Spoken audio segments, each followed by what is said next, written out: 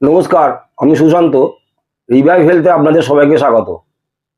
সব্যসাচী বাবু, হ্যাঁ, আমরা বিগত অনেক এপিসোডে হুম আমরা প্রচুর রোগ সম্পর্কিত আলোচনা করেছি, হুম কিন্তু ওভারঅল হেলথ সম্পর্কে যদি একটু ধারণা দেন আমাদের দর্শকবিন্দুদের, তাহলে একটু ভালো হয়। আজকের আলোচনা বিষয় ওভারঅল হেলথ, কি করে ভালো লাগবে তার উপরে আপনি একটু বলুন। দেখুন, হেলথ বিষয়টা এমন একটা বিষয় যে এটা নিয়ে বলতে গেলে মানুষের হেলথ প্রবলেমের কোনো শেষ নেই। বর্তমানে দেখুন, আপনি পাল্লা দিয়ে বিভিন্ন রকম হেলথ ইনস্টিটিউশন তৈরি হচ্ছে, বিভিন্নভাবে নার্সিংহোম, হসপিটাল, কর্পোরেট হসপিটাল প্রচুর হারে বাড়ছে, আর ডায়াগনস্টিক সেন্টার প্রচুর তৈরি হয়ে যাচ্ছে। কিন্তু আলটিমেটলি সেই সঙ্গে সঙ্গে আমাদের কিন্তু হেলথ জিনিসটা, আমরা শিশুরাও এখন অসুস্থ হচ্ছে বেশি, এবং ওভারঅল সবাই অসুস্থ হচ্ছে, এবং প্রতি ফ্যামিলিতে বলতে গেলে মোর অর লেস প্রায় সবাই আমরা অসুস্থ হয়ে হচ্ছে, থাকছি। হ্যাঁ। তো ঘটনা হচ্ছে যে এর মূল জিনিস হচ্ছে আমরা নেচার থেকে দূরে সরে যাচ্ছি। মূল এই জায়গাটাকে আমাদের বুঝতে হবে যে আমরা নেচার থেকে দূরে সরে যাচ্ছি। এবং আমাদের আরেকটা জিনিস যেটা হচ্ছে সেটা হচ্ছে আমাদের মাইন্ড, আমাদের মন, হুম, আমরা এমনভাবে আমরা কি এটা কি এরকম বলা যায় যে আমরা মেসমারিজিম বা আমরা মানে এরকম একটা পরিস্থিতির মধ্যে দিয়ে আমরা যাচ্ছি, মানে আমরা যেন একটা মোহগ্রস্ত হয়ে পড়েছি। কিরকম যে হেলথ মানে আমাদের এই স্বাস্থ্য খারাপ হবেই, বা আমরা আর সুস্থ হতে পারবো না, পরিবেশ বিষিয়ে গেছে, আমাদের চারিদিকে সমস্ত খাবার দাবারে বিষ তৈরি হয়ে গেছে, সুতরাং এই সব নিয়ে আমাদের চলতে হবে। মানে আগের মানুষরা খুব ভালো খেত, হ্যাঁ, হ্যাঁ, এখন এখন ভেজাল খাবার, এইসব হ্যাঁ, ব্যাপারগুলো চলে আর কি। চলছে। তো এর থেকে আমি যেটা বলবো যে এই যে বিভিন্ন হেলথ ওরিয়েন্টেড এখন প্রচুর ভিডিও হচ্ছে, প্রচুর মোটিভেশনাল ভিডিও হচ্ছে, কিভাবে আপনি থাকবেন, কিভাবে চলবেন। তো এটার মধ্যে দিয়ে মূল যে জিনিসটা যেটা দাঁড়াচ্ছে সেটা হচ্ছে যে আমরা যেমন বলছি যে আপনি ফ্রুটস, স্যালাড, গ্রিন ভেজিটেবলস এগুলো প্রচুর পরিমাণে খান, এগুলো বেশি করে খান। হুম, তো এই যে ফ্রুটস খাবেন, স্যালাড খাবেন, গ্রিন ভেজিটেবলস খাবেন, তো আপনাদের মনে প্রশ্ন আসছে যে এখানেও তো পেস্টিসাইড, এখানেও তো বিভিন্ন রকমের বিভিন্ন জিনিস ইউজ করা হচ্ছে যেটা শরীরের পক্ষে ক্ষতিকর। তো সেই সব সম্পর্কে তো কিছু কিছু বলেছি আপনাকে, হুম, হুম, আমাদের চ্যানেলে বলা হয়েছে। হুম, হুম, তো সেই জায়গা থেকে দাঁড়িয়ে আমি যেটা বলবো যে এর পরেও মানুষের মধ্যে একটা ধারণা বা মানুষের মধ্যে একটা কনফিউশন তৈরি হচ্ছে হুম, এই বিভিন্ন জায়গা থেকে, যে আমরা কাঁচা খাবো। কেউ বলছে পুরো কাঁচা খান, হুম, কেউ বলছে যে আপনি যতটা সম্ভব বেশি কাঁচা খান। হুম, তো ঘটনা হচ্ছে আমরা যে উন্নত হয়েছি, হুম, আমরা যে আজকে সেই বন মানুষ নেই, বা আমরা যে আজকে আধুনিক সভ্যতায় উন্নত হয়েছি, হুম, উন্নীত হয়ে বিভিন্নভাবে আমাদের লাইফস্টাইলটাকে বিভিন্ন রকম ভাবে আমরা নিয়ে চলেছি। হুম, তো এখানে আমাদের ওভারঅল হেলথ ঠিক রাখার জন্য আমি বলবো যে কাঁচা খাবার অবশ্যই দরকার। হুম, কিন্তু আমরা যে দীর্ঘদিনের একটা অভ্যস্ত, হ্যাবিচুয়েটেড হয়ে গেছি। আজকে ধরুন বিভিন্ন সভ্যতায় যদি দেখেন, যে বা বিভিন্ন লোকালিটি অনুযায়ী যদি আপনি দেখেন, আজকে পূর্ব ভারত, উত্তর ভারত, পশ্চিম ভারত, দক্ষিণ ভারত, দেখেন এক একটা জায়গার ভাষার যেমন তফাৎ আছে, তেমন খাদ্যেরও তফাৎ আছে। হুম, তো ঠিক সেরকম আমাদেরও যদি ঠিক থাকতে হয়, মূলত আমাদের যেটা করতে হবে সেটা হচ্ছে আমাদের নেচারের কাছাকাছি যেতে হবে। অর্থাৎ আমাদের কাঁচা খাবার যেমন খেতে হবে, কিন্তু পুরোটা কাঁচা আমি বলবো না। তার কারণ হচ্ছে এটা আমি আমাদের স্ক্রিপচার্স বা আমাদের ট্র্যাডিশন, বৈদিক সভ্যতা থেকে যদি দেখি, হুম, তো আমরা জানি যে গবেষণার মাধ্যমে যাদেরকে আমরা মুনি ঋষি, দ্রষ্টা ঋষি বলতাম, বা যাদেরকে আমরা ঈশ্বরের জায়গায় বসিয়েছি বা ভগবানের জায়গায় বসিয়েছি, হুম, যেমন রামচন্দ্র, কৃষ্ণ, এরা যে আছেন, হুম, এরাও কিন্তু বা বিভিন্ন ধর্মের, অন্যান্য ধর্মেরও যদি বলেন, যারা মহান মহান ব্যক্তি আছেন, হুম, তাদের দিকেও যদি আমরা তাকাই, তো সেখানে দেখব কিন্তু তারা অনেক কিছু জানতেন। বা স্পিরিচুয়ালিজম, হুম, এই যে ব্যাপারটা, এই ব্যাপারটাতে কিন্তু তারাও কিন্তু পুরো কাঁচা খাওয়ার কথা কিন্তু আমাদের বলে যাননি। আচ্ছা, তারাও কিন্তু যেমন ফল, সবজি এসব খাওয়ার কথা বলেছেন, হুম, তার সঙ্গে সঙ্গে তারাও কিন্তু কুকড ফুডের কথা বলা হয়েছে। এবং সেটা আমাদের স্ক্রিপচার্স, আপনি রামায়ণ, মহাভারত, কোরআন, বেদ, বাইবেল বা যেখানে দেখবেন সেখানেও কিন্তু কুকড ফুডের কথা বলা আছে। হুম, তো কিন্তু আমি এখানে ভগবান শ্রীকৃষ্ণের একটা কথা বলবো, যে ভগবান শ্রীকৃষ্ণ কিন্তু কুকড ফুডের ব্যাপারে বলছেন যে কুকড ফুড সবসময় রান্না হওয়ার 1 প্রহরের মধ্যে খেয়ে নেওয়া উচিত। আচ্ছা, অর্থাৎ এক প্রহর মানে হচ্ছে অষ্টপ্রহরে একদিন, হুম মানে হচ্ছে আপনার 3 ঘন্টার মধ্যে খেয়ে নেওয়া উচিত। হুম কিন্তু আমরা সেটা কি করছি, আমরা ফ্রিজে রেখে বেশিরভাগ এবেলার খাবার ওবেলা খাচ্ছি, হুম আবার আমরা অনেক সময় 2-3 দিনও চালিয়ে নিচ্ছি। হুম এই ব্যাপারটাকে কন্ট্রোল করা উচিত। এবং তার সঙ্গে সঙ্গে আমাদের যেটা করা উচিত সেটা হচ্ছে, আমরা সৃষ্টির সেরা জীব, আমরা যেমন অন্য খাবার খাবো, কিন্তু সবসময় অন্য খাবারগুলো আমরা র ফুডের পরে খাবো। কারণ র ফুড সবচেয়ে তাড়াতাড়ি, ওর যে লাইভ এনজাইম থাকে, হুম প্রত্যেকটা র ফুডের মধ্যে লাইভ এনজাইম থাকে, যেটা কিন্তু কুক ফুডে থাকে না, ইভেন বয়েলড ফুডেও থাকে না। হুম সুতরাং র ফুড যেটা আমরা খাবো সেটা হচ্ছে green vegetables, green leafy foods, এবং তার সঙ্গে সঙ্গে প্রচুর পরিমাণে ফ্রুটস, স্যালাডও। Salad. Hmm salad means green vegetables, Green vegetable। যেটা র বা কাঁচা খাওয়া যাচ্ছে সেটাই হচ্ছে স্যালাড। হুম হুম তার সঙ্গে আমাদের শরীরে অত্যন্ত প্রয়োজন যেটা, সেটা হচ্ছে গ্রিন লিভস।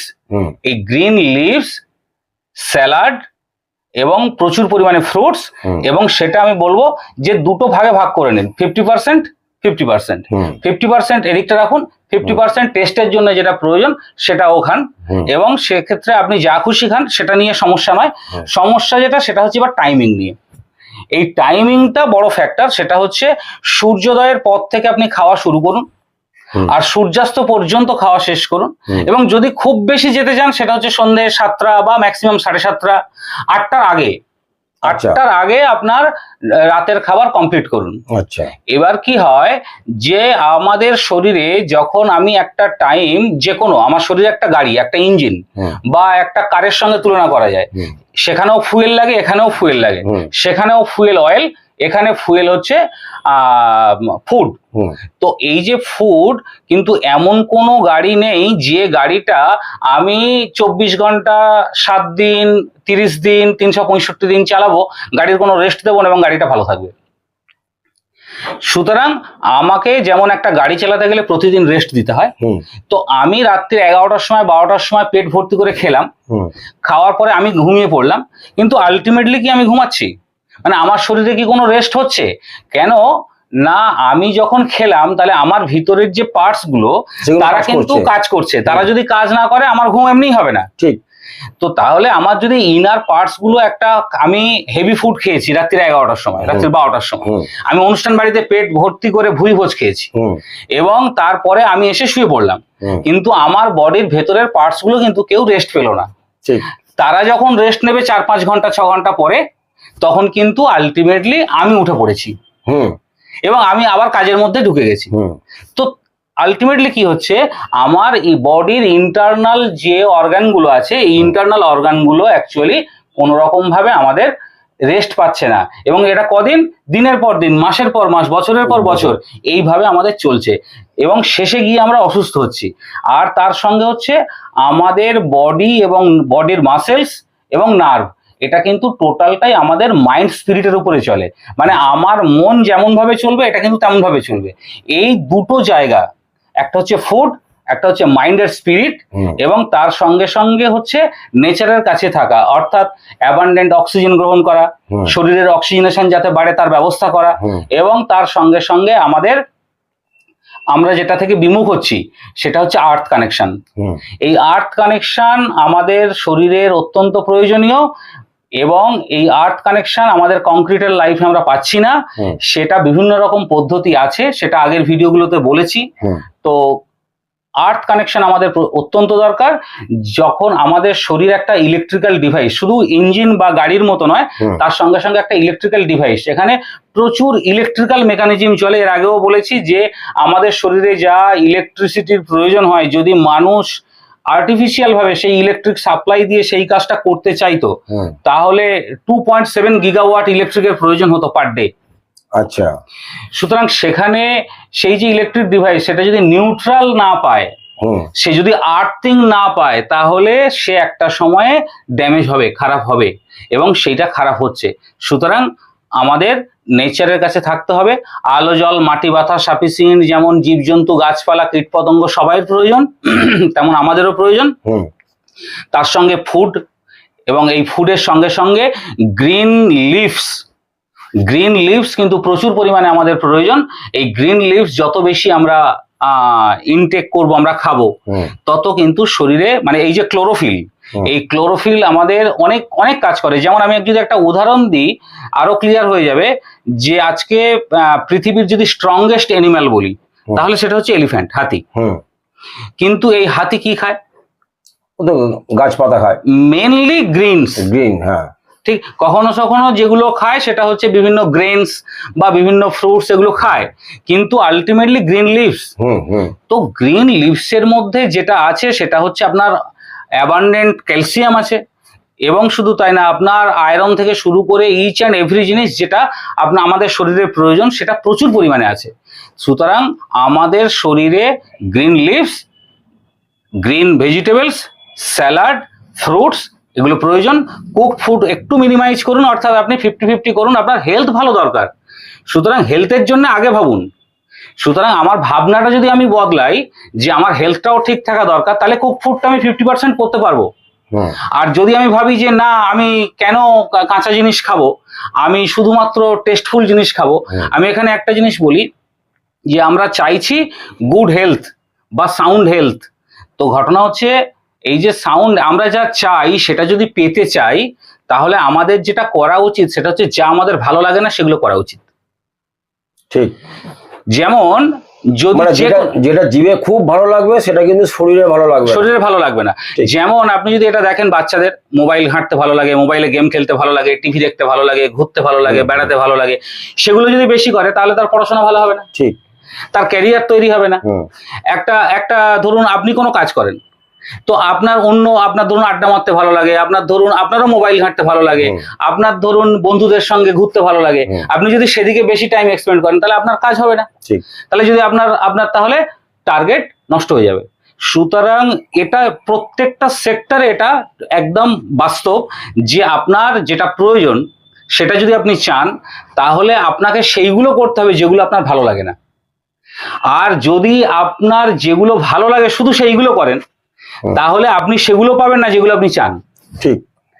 সুতরাং বডির ক্ষেত্রেও তাই, জিভের ক্ষেত্রে বলছে এটা খেতে ভালো নয়, এটা টেস্টফুল নয়, কিন্তু জিভটা তো মাত্র 2-2.5 ইঞ্চি, হুম। তারপরেও যে 30 ফুট রয়েছে, ঠিক।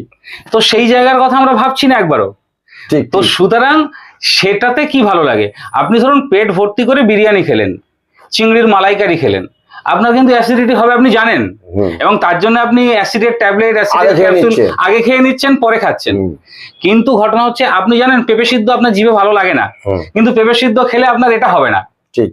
তো ঘটনা হচ্ছে এই রকম ভাবে আমরা যদি একটু আমাদের মানসিকতাটা বদলে দিই, যে আমরা যদি আমাদের হেলথ ভালো চাই তাহলে আমাদের সেইগুলো করতে হবে, সেই খাবারগুলো বেশি করে খেতে হবে যেটা শরীরের জন্য উপকারী, নট জিভের জন্য টেস্টফুল।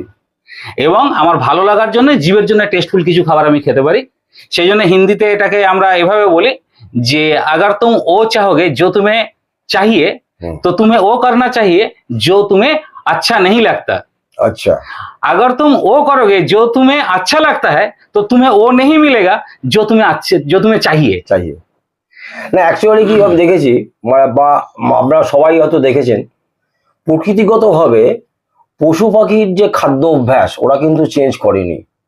না, জগতের কোনো প্রাণী চেঞ্জ চেঞ্জ করেনি, শুধু মানুষই বিভিন্ন সময় বিভিন্ন রকম খাবার খায়, এবং বিভিন্ন প্রদেশের খাবার যেমন বিভিন্ন, সেখানকার মানুষই যে আমি এই বছর যেটা খেলাম বা এই মাসে যেটা খেলাম পরের মাসে অন্য একটা খাবার, বা পরের সপ্তাহে অন্য একটা খাবার, বিভিন্ন রকম খাবারের চেঞ্জ কিন্তু মানুষের মধ্যে আছে। দেখুন, মানুষের মধ্যেই চেঞ্জ থাকবে, এটাকেও আমি অনেক ভুল বলছি না, না না, এটা নেচার। আমি বলছি না সেটা থাকুক, কিন্তু ওই চেঞ্জটা আমাদের কি হয় যে অরিজিনাল প্রকৃতির যে খাবারটা তার থেকে ওই চেঞ্জটা বেশি হয়।